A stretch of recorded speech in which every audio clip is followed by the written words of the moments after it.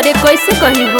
सुना ना दीपते होलिया गइल चाहते हो बोला ये धनी का बामन मिते हो तो सुना झारे बाल खेते ओइनी बांध के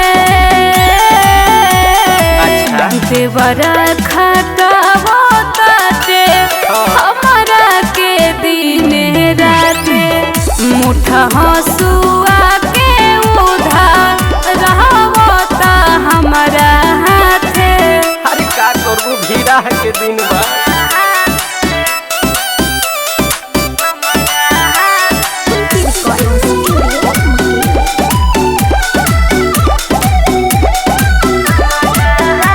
चैत के महीना में होता बड़ी खटनी पीस पीस मावा के चाटनी चटनी। अरे उमे तनी लहसुन डाली हो अरे का कही हो? पाडो पाडा दास तनी हो काबे नुआई मनी हो। अरे भक्त के हुआ दवाई देता है के देवरा खटा होता के हमारा के दिन राते मुठा हंसुआ के उधार रहता हमारा हाथे। अरे बुझला?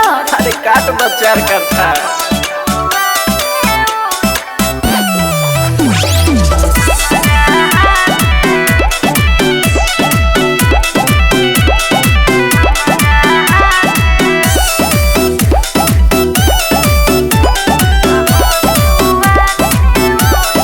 अरे सुना ना सोती उठी भोरे कोयली मारे ताना निक नहीं लगता राजा जी खाना। अरे का करबू खाइल करी हो अरे काहे नहीं को बुझत हो? हाकिम के बुलावा जाई के हाथवा बटा दियाई के। सुनी ना ए जहरो राजा जी मानी बात के काहे ना हो देवरा खटा होता ते हमारा के दिन राते मुठा हंसुआ के उधार रहता हमारा हाथे। अच्छा ठीक बा देखिया कोरे ना।